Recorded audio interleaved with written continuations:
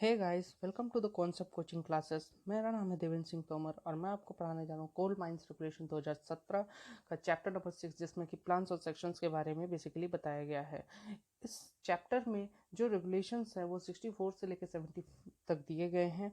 Total 7 regulations हैं, जिनमें कि जनरल रिक्वायरमेंट्स बताए गए हैं, माइंड प्लान्स के बारे में, कितने टाइप के प्लान्स होते हैं, प्लान्स और सेक्शंस कब सबमिट करने चाहिए, सर्वे इंस्ट्रूमेंट्स क्या क्या होते हैं उनके, और उनकी लिस्ट कैसे बनाई जाती है, कैसे स्टोरेज करना है, सर्वेयर्स द्वारा कैसे प्लान प्रिपेयर करा जाना चाहिए, प्लान्स को समय समय पर कैसे चेक करना है, अगर ओनरशिप चेंज हो रही है या फिर रीओपनिंग किया जा रहा है माइन का, तो उस केसेस में बेसिस पे कैसे कैसे प्लान को हमें प्रिपेयर करना है।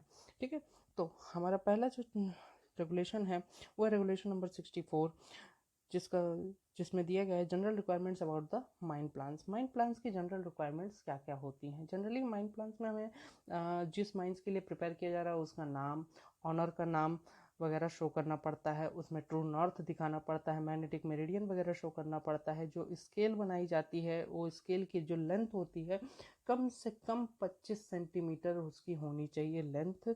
ठीक है, और बाकायदा सब डिवाइडेड होना चाहिए, मतलब कि उसमें छोटे छोटे डिविजन्स कर देने हैं हमें। ठीक है, ये चीज़ें हमें याद रखना है। और उसका जो रिप्रेजेंटेटिव फैक्टर होना चाहिए स्केल का 2000:1 या फिर 1000:1 होना ही चाहिए, कंपलसरी है इतना। ठीक है, प्लान्स जो बनाए जाने चाहिए वो ड्यूरेबल पेपर पे ही बनाए होने चाहिए। ठीक है, बने होने चाहिए ट्रेसिंग क्लॉथ या फिर किसी भी प्रकार की पॉलिएस्टर फिल्म वगैरह पे उसे हमें बनाना है और उसे अच्छी कंडीशन में रखने की कोशिश करनी है। प्लान्स और सेक्शंस को कम से कम 3 महीने बाद ही हमें क्या करना है, अपडेट करना है। अप टू डेट करने का जो टाइम पीरियड दिया हुआ है कि प्लान्स और सेक्शंस को 3 महीने का गैप देने के बाद ही अपडेट करना, उसके पहले हम अपडेट नहीं करेंगे। ठीक है, which is not earlier than 3 months, ये दिया गया है रेगुलेशन में।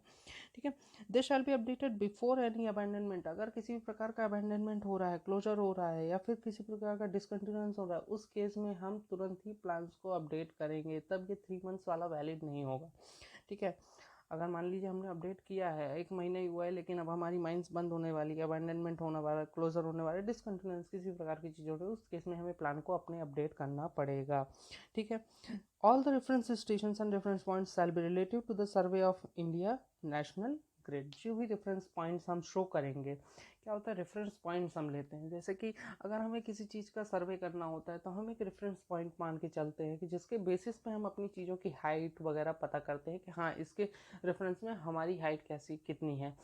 क्योंकि जैसे कि सबसे बेसिक जो रेफरेंस पॉइंट माना जाता है किसी भी सिटी में वो होता है रेलवे स्टेशन होता है। ठीक है, जो प्लेटफॉर्म रहता है उसमें लिखा रहता है वहाँ पे कि कितनी मीन सी लेवल से कितनी हाइट पे है। तो मीन सी लेवल क्या हो गया, पूरे वर्ल्ड का अलग अलग मीन सी लेवल होता है। जैसे हमारा कराची से लिया जाता है तो वहाँ मीन सी लेवल के क्या है, हमारा एक रेफरेंस पॉइंट है, उसके बेसिस पे हम क्या करते हैं, अपना स्टेशन का मेजरमेंट बताते हैं कि हाँ, मीन सी लेवल से इतनी हाइट पे हमारा स्टेशन बना हुआ है। फिर उसी रेफरेंस पॉइंट को, हर स्टेशन को रेफरेंस पॉइंट हम मान के अपना एक प्लान तैयार करते हैं उसके बेसिस पे। चलिए आगे बढ़ते हैं। तो अगला जो रेगुलेशन है वो है regulation number 65, types of plan. कितने प्रकार के प्लान होते हैं। जो पहला प्लान है वो है सरफेस प्लान। सरफेस प्लान में बेसिकली दिया गया है कि अगर हम सरफेस प्लान बनाते हैं तो with in the boundary, mine boundary के अंदर जितनी भी चीज़ें होती हैं वो हम अपने सरफेस प्लान में दिखाते हैं। जैसे कि telephone, telegraph, power transmission lines, water mains, tram line, railway, road, river, water course, reservoir tanks, borehole, shaft, incline की ओपनिंग, ये सारी चीज़ें हम अपने सरफेस प्लान में ही दिखाते हैं। कहाँ कहाँ सब्सटेंस हुआ है, कहाँ कहाँ बिल्डिंग है। बेसिकली सरफेस प्लान में जो भी सरफेस फीचर्स होते हैं माइन बाउंड्री के अंदर, याद रखिएगा, माइन बाउंड्री के अंदर जो भी सरफेस के फीचर्स होते हैं वो सब हम अपने सरफेस प्लान में शो करते हैं। दूसरे टाइप का जो प्लान है वो है अंडरग्राउंड प्लान। अंडरग्राउंड प्लान में हम बेसिकली इंक्लाइन की ओपनिंग शो करते हैं, बोर होल और शाफ्ट शो करते हैं। हाँ, बोर होल और अगर शाफ्ट शो कर रहे हैं हम अपने अंडरग्राउंड प्लान में, तो उसमें हमें उनका डेप्थ भी शो करना पड़ेगा। कहाँ कहाँ पे गोफ है, कहाँ कहाँ पे फायर स्टॉपिंग है, सील है, वाटर डैम्स हैं, ये सारी चीज़ें हम अपने अंडरग्राउंड प्लान में शो करते हैं। ठीक है, जो भी सरफेस फीचर्स हैं, सरफेस फीचर्स भी हमें शो करना पड़ता है, जैसे लेकिन हर एक सरफेस फीचर नहीं, वही सरफेस फीचर जो कि हमारे वर्किंग एरिया के अंडरग्राउंड में जो भी वर्किंग एरिया है, वर्किंग पार्ट है, उसके 200 मीटर की रेंज में है अगर कोई सरफेस फीचर, तो उस केस में हमें वो भी अपने प्लान में शो करना पड़ेगा। और हमें अपने प्लान में ये भी दिखाना पड़ेगा अंडरग्राउंड प्लान में कि कहाँ कहाँ पे रोल्स हैं, है ना। रोल्स बेसिक रोल्स हैं, वॉश आउट है, डाइक है, एवरी कौन कौन सा फॉल्ट है। अब फॉल्ट के क्या कितना अमाउंट है फॉल्ट का, किस डायरेक्शन में फॉल्ट है, ये बेसिकली उसके थ्रो और हेड हम शो करते हैं। थ्रो और हेड अभी आगे बताया जाएगा क्या होता है। हाँ, तो रोल्स क्या होते हैं कि जैसे अब अगर हमारी कोई कोल सीम है, उस कोल सीम में अगर बीच में कहीं छोटा सा गड्ढा आ जाता है, छोटा सा राउंड शेप का गड्ढा, तो उनको हम बेसिकली रोल्स बोलते हैं। गड्ढा भी हो सकता है, एक ऊंची जगह भी हो सकती है ना, उसको हम क्या बोलते हैं, रोल बोलते हैं। वॉश आउट क्या होता है, अगर हमारी सीम को सीम दिख रही है या फिर कहीं भी नीचे अंडरग्राउंड में भी सीम है और पानी बहने के कारण या फिर किसी भी रीजन से वहां से सीम में कहीं भी कोयला जो है वो उड़ के मतलब कहीं चला गया है, बह के चला गया है, तो उसको हम उस जगह को वॉश आउट बोलते हैं। ठीक है, तो ये चीज़ आप याद रखिएगा। अब अगला आता है वर्टिकल माइन सेक्शन। ये भी एक टाइप का प्लान ही होता है। ये कब बनाया जाता है, जहाँ पे seam has an average inclination of more than 30 degree from the horizontal. जहाँ पे सीम का जो इंक्लिनेशन है वो 30 डिग्री से ज़्यादा है, हॉरिजॉन्टल से अगर हम मेजर करें तो 30 डिग्री से ज़्यादा है, तो उस केस में हमें वर्टिकल माइन सेक्शन बनाना पड़ेगा। अगर ओपन कास्ट माइन है तो वर्टिकल प्रोजेक्शंस हमें बनाने पड़ेंगे एक सुटेबल इंटरवल्स में, और वो इंटरवल्स जो होते हैं वो 100 मीटर से ज़्यादा नहीं होने चाहिए, चाहे लॉन्गिट्यूडनल हो चाहे ट्रांसवर्स डायरेक्शन में देखा जाए। अब वेंटिलेशन प्लान, अगला प्लान जो है वो है वेंटिलेशन प्लान। वेंटिलेशन प्लान में हम क्या शो करते हैं, direction of the air current, point of air measurement, air crossing, ventilation door, stoppings and device for regulation. ठीक है, and distribution of the air, ऐसे डिवाइसेस जो लगे हुए हैं जिनसे कि हमें एयर को डिस्ट्रीब्यूट कर पा रहे हैं, उसे रेगुलेट कर पा रहे हैं, तो वो डिवाइसेस भी हमें वेंटिलेशन प्लान में शो करना पड़ेगा। जितने भी फायर स्टॉपिंग्स है, और फायर स्टॉपिंग्स जो होने चाहिए वो सारे के सारे सीरियली नंबर्ड होने चाहिए, है ना, बाकायदा उनका हम नंबरिंग करके रखेंगे। हर एक रूम जहाँ पे इन्फ्लेमेबल मटेरियल्स को स्टोर करके रखा जा रहा है, position of the fire fighting equipments, every water dam with dimensions and other particulars for the construction, सारे के सारे पंपिंग, टेलीफोन और एम्बुलेंस स्टेशन जो भी होंगे, हॉलेज और ट्रैवलिंग रोडवे, ऑक्सिलरी और booster fan, stone dust barrier, ये सारी चीज़ें हमें अपने वेंटिलेशन प्लान में शो करना पड़ेगा। मतलब वेंटिलेशन से रिलेटेड जितनी भी चीज़ें होती हैं जिससे कि हमारा वेंटिलेशन अफेक्ट हो सकता है, उन सारी चीज़ों को हमें अपने वेंटिलेशन प्लान में शो करना पड़ेगा। अगला है जॉइंट सर्वे प्लान। जॉइंट सर्वे प्लान में हम बेसिकली जब हमारी माइन से जुड़ी हुई कोई माइन है, मतलब कि सेम बाउंड्री हम लोग शेयर कर रहे हैं बगल वाली माइन से, तो एडजॉइनिंग माइंस में अगर वर्किंग में है या फिर जैसा भी वर्किंग में है अगर, है ना, और वो 60 मीटर की रेंज में अगर हमारे आ रहा है, हमारे 60 माइन बाउंड्री से 60 मीटर की रेंज में आ रहा है, तो उस केस में हम जॉइंट सर्वे प्लान बनाएंगे। मतलब कि इस केस में क्या होता है कि ओनर जो होता है वो क्लेम करता है कि इतनी ज़मीन मेरी है, और बगल वाली माइंस का ओनर क्लेम करेगा कि इतनी ज़मीन मेरी है, तो उस केस में हमें जॉइंट सर्वे प्लान बनाना पड़ेगा। जियोलॉजिकल प्लान अगर हम बनाते हैं तो जियोलॉजिकल प्लान में एकदम नॉर्मल होता है, उसमें बेसिकली सरफेस में जो जियोलॉजी होती है, सरफेस की जो जियोलॉजी होती है वो शो किया जाता है, और जो भी हमारा लीज होल्ड एरिया होता है वो हम शो करते हैं उसमें। Water danger plan basically surface में या फिर बिलो ग्राउंड में जितने भी rivers, lakes, water ponds, water course, drainage, जो भी वाटर बॉडीज होंगी जिस भी प्रकार की, और माइन बाउंड्री के below on surface or below ground existing up to 200 metre of the boundary of the mine, है ना। जितने भी सरफेस फीचर्स हैं वो चाहे सरफेस पे हो चाहे बिलो ग्राउंड हो, अगर हमारे माइन बाउंड्री के 200 मीटर की रेंज में अगर आ रहे हैं तो वो सरफेस फीचर्स हमें शो करने पड़ेंगे। सरफेस फीचर्स मतलब जितनी भी वाटर बॉडीज हैं, यहाँ पे वाटर बॉडीज से मतलब है ना। इसमें हम बेसिकली वाटर डेंजर प्लान में हम बिल्डिंग्स वगैरह नहीं शो करते हैं, इसमें हमें सिर्फ वाटर बॉडीज शो करनी है, वो चाहे जो भी हो। और हमें बोरहोल दिखाना पड़ेगा, कहाँ कहाँ बोरहोल है, कहाँ शाफ्ट है, अलॉन्ग विद देयर डेप्थ। ठीक है, सारे के सारे डाइक्स की पोजीशन, फॉल्ट की पोजीशन, जितने भी प्रकार के जियोलॉजिकल डिस्टर्बेंस हैं उनका अमाउंट क्या है, किस डायरेक्शन में है, थ्रो और हेड क्या है उनका, इसके बारे में भी हम वाटर डेंजर प्लान में बताते हैं।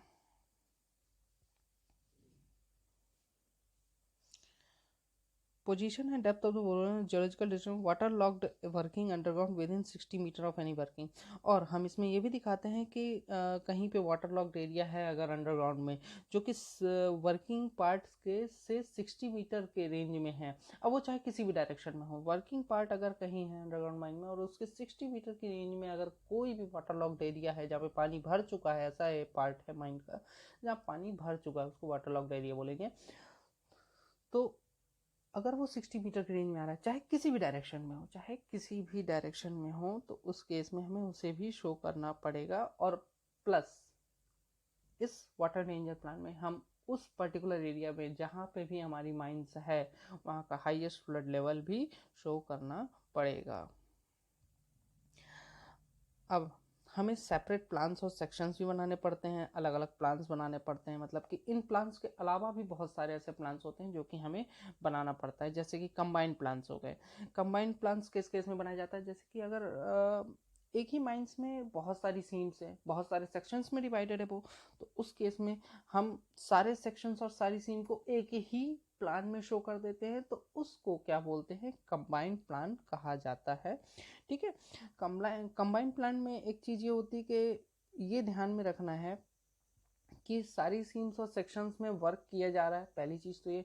दूसरा, उनके बीच की जो पार्टिंग है, जो सीम्स के बीच की पार्टिंग है, वो 9 मीटर से कम होनी चाहिए, 9 मीटर से कम होनी चाहिए। ठीक है, अगर पार्टिंग 9 मीटर से कम है दोनों सीम्स के बीच में, तो उस केस में हम कंबाइंड प्लान्स ही बनाएंगे। ठीक है, वैसे 9 मीटर से कम की जो पार्टिंग होती है दो सीम्स के बीच में अगर, तो उनको हम क्या बोलते हैं, कंटिजुअस सीम्स बोलते हैं। क्या बोलते हैं, कंटिजुअस सीम्स, ये चीज़ आप याद रखिएगा। और इसमें हमें कंबाइंड प्लान्स में कंटूर लाइंस शो करनी पड़ेंगी। कंटूर लाइंस का जो वर्टिकल इंटरवल है वो 5 मीटर से ज़्यादा नहीं होना चाहिए। देखिए, कंटूर लाइंस क्या होती है कि सेम एलिवेशन पॉइंट्स को कनेक्ट करने वाली जो लाइन होती है उसको कंटूर लाइंस बोलते हैं। ठीक है, कंटूर लाइंस कहने का मतलब ये है, सेम एलिवेशन पॉइंट से सेम हाइट वाली जो चीज़ें होती हैं उनको हम सेम हाइट वाले जो पॉइंट्स होते हैं उन सारे पॉइंट्स को एक पर्टिकुलर लाइन से हम कनेक्ट कर देते हैं, उनको कंटूर लाइंस कहा जाता है। अब 5 मीटर से ज़्यादा ये एक्सीड नहीं होना चाहिए, लेकिन ये भी कहा जा रहा है कि अगर where there are no workings below ground, अगर ऐसा केस फंसता है कि बिलो ग्राउंड कोई भी वर्किंग नहीं है और हम वहाँ का प्लान बना रहे हैं, कंबाइंड प्लान बना रहे हैं, तो उस केस में हम जो इंटरवल्स है वो 10 मीटर तक ले सकते हैं। अगर किसी हिली टेरेन पे भी अगर हम हमारी जो माइंस है अगर किसी हिली टेरेन पे है, तो उस केस में भी हम 10 मीटर का इंटरवल ले सकते हैं। ठीक है, लेकिन ये वर्टिकल इंटरवल्स की बात करता है। ठीक है, इसमें सेम एलिवेशन पॉइंट्स मतलब कि एक हाइट, मतलब एक पर्टिकुलर हाइट ले ली, फिर 10 मीटर नीचे दूसरी हाइट ले ली, फिर 10 मीटर, इस टाइप से बोला जा रहा है। हाँ, उसके बाद अगर रीजनल इंस्पेक्टर ऐसा बोलता है, राइटिंग में ऑर्डर देते हैं रीजनल इंस्पेक्टर कि हमें इतना इंटरवल्स लेना चाहिए, तो उस केस में भी हम अपने इंटरवल्स को चेंज कर सकते हैं। हाँ, अब ये कंटूर लाइन कहाँ पे बनानी है, over the whole area lying within 200 metre of any part of the working. अगर वर्किंग के 200 मीटर की रेंज में जो भी एरिया पड़ेगा वहाँ का हम उस पूरे एरिया का कंटूर लाइन बनाएंगे। ठीक है, हाँ, हमें अब और क्या शो करना चाहिए, स्पॉट लेवल्स भी शो करने पड़ते हैं। स्पॉट लेवल्स क्या होते हैं, बेसिकली हम सब्सिडेंस, है ना, देखने के लिए कि कहाँ कितना सब्सिडेंस हो रहा है, ऐसी जगहों पे हम क्या करते हैं, कंटूर लाइंस का स्पॉट लेवल्स शो करते हैं। ऐसी जगहों पे हम स्पॉट लेवल्स शो करते हैं। ठीक है, स्पॉट लेवल्स में बेसिकली कन्वर्जेंस, हाँ कन्वर्जेंस कितना हो रहा है अंडरग्राउंड में, कहाँ कन्वर्जेंस हो रहा है, वहाँ पे हम एक पॉइंट सेटअप करते हैं कि भाई यहाँ पे कन्वर्जेंस हम चेक करेंगे। तो ऐसे पॉइंट्स को स्पॉट लेवल्स कहा जाता है। अब ये वर्किंग से 150 मीटर की 150 मीटर से ज़्यादा की दूरी पर नहीं होनी चाहिए। वर्किंग से अगर 150 मीटर की दूरी के रेंज में है तो उस केस में हम स्पॉट लेवल्स को शो करेंगे, अगर नहीं है तो नहीं शो करेंगे, उससे ज़्यादा की दूरी वालों को नहीं शो किया जाएगा। अब हम हॉलेज रोडवे में हमारा स्पॉट लेवल्स हो सकते हैं, किसी रोडवे जंक्शन पे हम अपने स्पॉट लेवल्स बना सकते हैं, लेकिन ऐसे रोडवेज पे नहीं बनाएंगे हम अपना स्पॉट लेवल्स। ऐसे रोडवेज पे नहीं बनाया जाएगा जहाँ पे ट्रैमिंग किया जा रहा है या फिर मैनुअल मीन से कोई भी काम किया जा रहा है, तो उस केस में हम वहाँ पे स्पॉट लेवल्स अपने नहीं बनाएंगे। याद रखिएगा, सिर्फ हॉलेज रोडवे या फिर कोई भी रोडवे जंक्शन पे हम अपना स्पॉट लेवल बनाएंगे।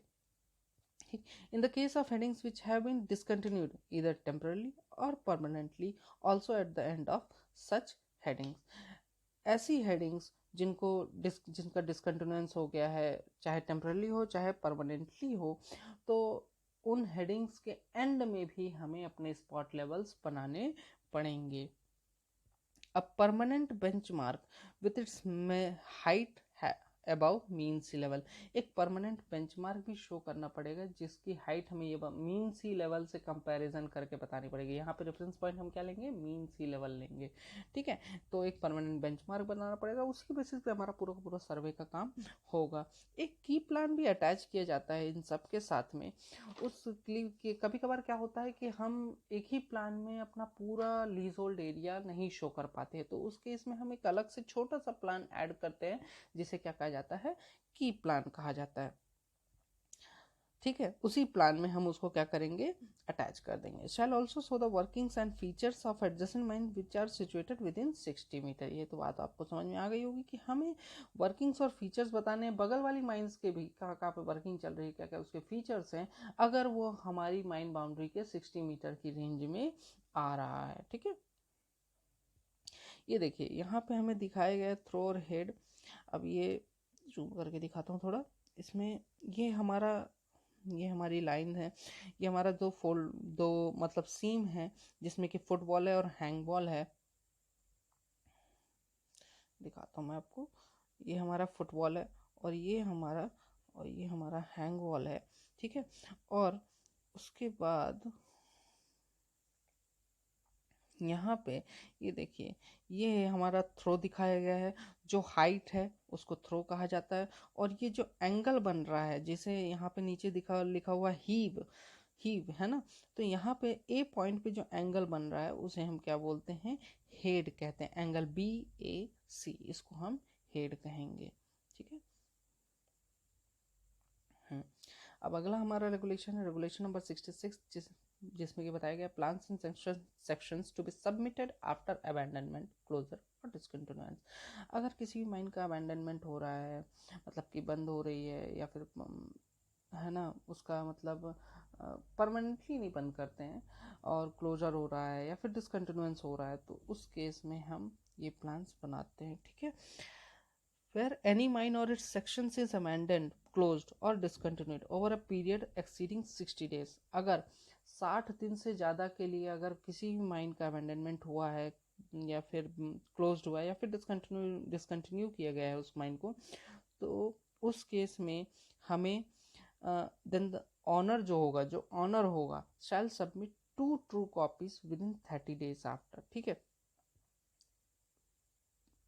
अबैंडनमेंट और क्लोजर के 60 दिन के बाद, 60 दिन का अबैंडनमेंट और क्लोजर हो गया, तो 30 दिन के भीतर उसे क्या करना पड़ेगा, ऑनर को 2 कॉपीज सबमिट करनी पड़ेगी रीजनल इंस्पेक्टर को।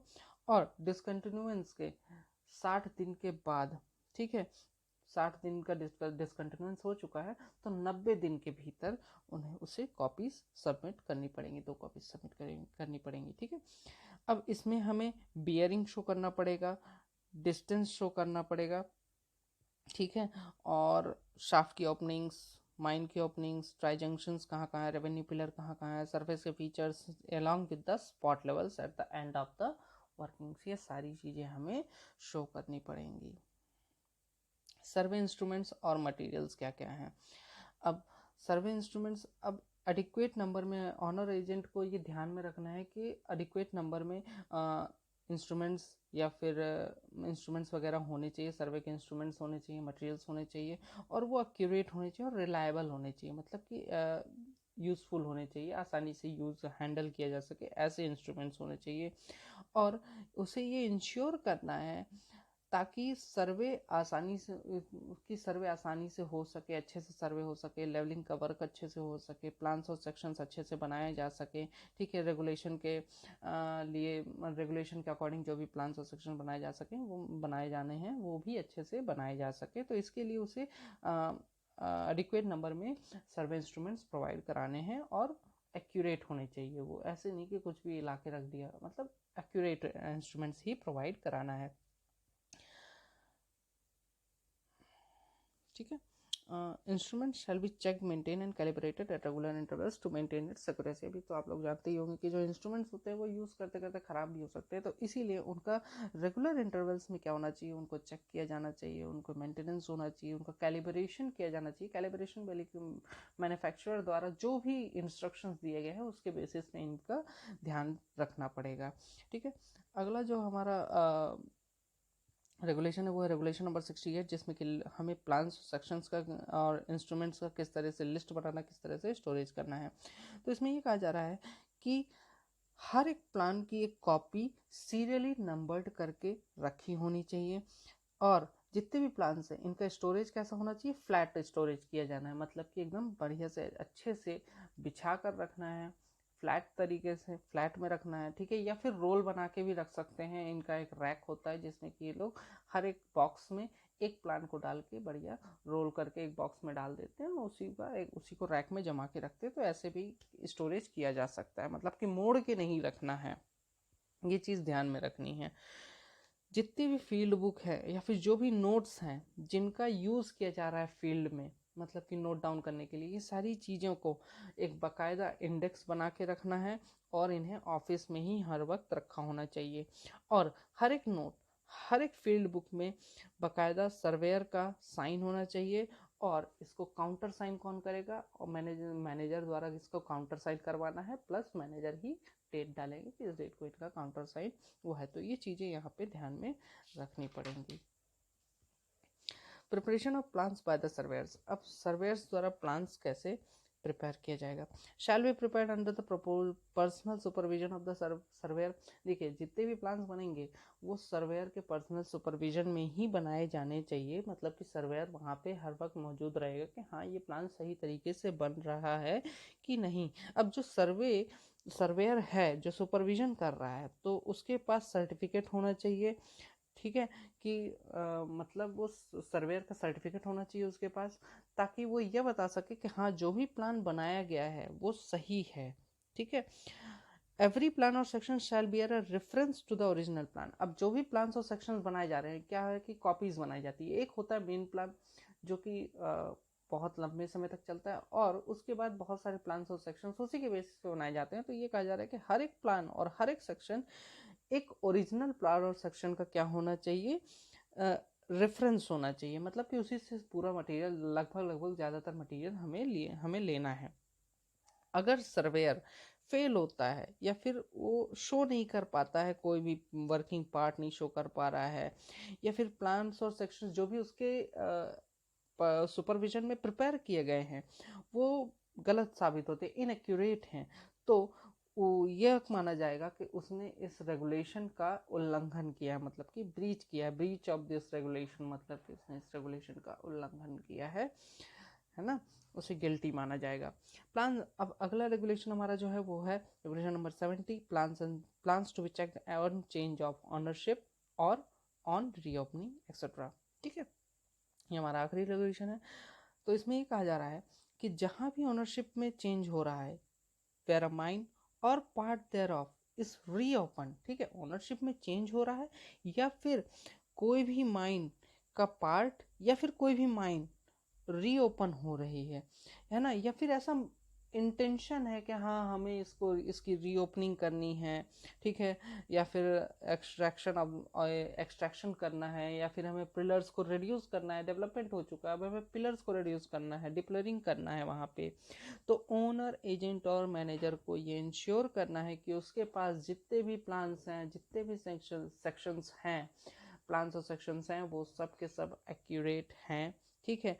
अगर रीजनल इंस्पेक्टर को ये लगता है, वो ये सोचता है कि प्लान जो भी बनाए गए हैं, जो भी इसके सामने दिए गए हैं, वो इनएक्यूरेट हैं, तो वो एक फ्रेश सर्वे के लिए ऑर्डर दे सकता है, रिटर्न में ऑर्डर दे सकता है, और एक नया प्लान और सेक्शन बनाया जाएगा उसके बेसिस पे। एक चीज़ याद रखिएगा कि रीजनल इंस्पेक्टर और चीफ इंस्पेक्टर की जहाँ भी बात आती है, तो उनके द्वारा जितने भी ऑर्डर दिए जाएंगे